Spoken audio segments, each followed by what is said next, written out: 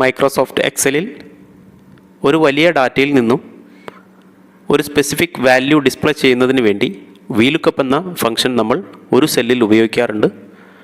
എന്നാൽ VLOOKUP plus match എന്ന function ഉപയോഗിച്ച് ഒരേ സമയം മുഴുവൻ സെല്ലുകളിലും വാല്യൂ എടുക്കുന്നത് എങ്ങനെയാണെന്ന് ഈ ഒരു വീഡിയോയിൽ നമുക്ക് നോക്കാം.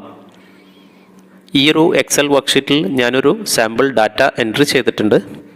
നമുക്ക് കണ്ടെത്തേണ്ടത് ഫയൽ നമ്പർ എന്ന് എൻട്രി ചെയ്തിരിക്കുന്ന ഈ ഒരു ഭാഗങ്ങളിൽ ആ ഒരു ഫയൽ നമ്പറിന് കറസ്പോണ്ടിങ് ആയിട്ടുള്ള ഡാറ്റകൾ ഡിസ്പ്ലേ ചെയ്യണം.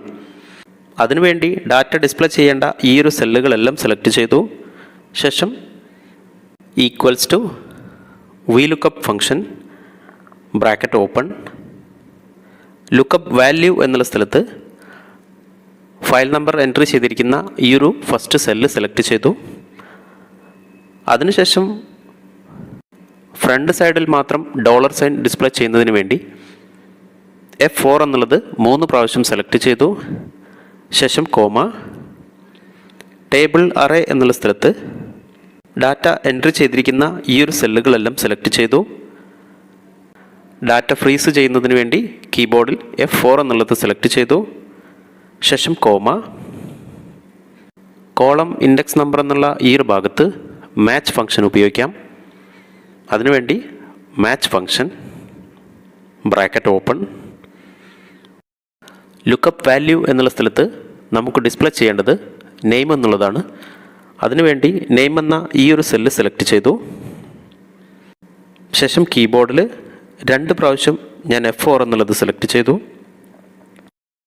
കോമ ലുക്കപ്പ് അറേ എന്നുള്ള ഈ ഒരു ഭാഗത്ത് മാസ്റ്റർ ഡാറ്റ എൻട്രി ചെയ്തിരിക്കുന്ന ഈ ഒരു ഭാഗത്തെ ഹെഡിങ് കണ്ടെയ്ൻ ചെയ്യുന്ന ഈ ഒരു സെല്ലുകളെല്ലാം സെലക്ട് ചെയ്തു.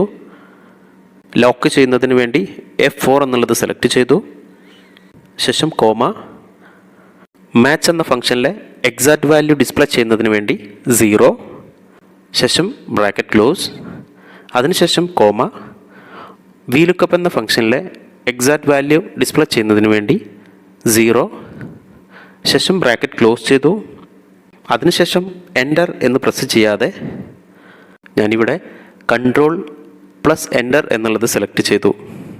ഇപ്പോൾ നിങ്ങൾക്ക് കാണാം ഫയൽ നമ്പർ എൻട്രി ചെയ്തിരിക്കുന്ന ആ ഒരു സെല്ലിന് നേരെ കറസ്പോണ്ടിങ് ആയിട്ടുള്ള ഡാറ്റ ഡിസ്പ്ലേ ചെയ്യുന്നത് കാണാം.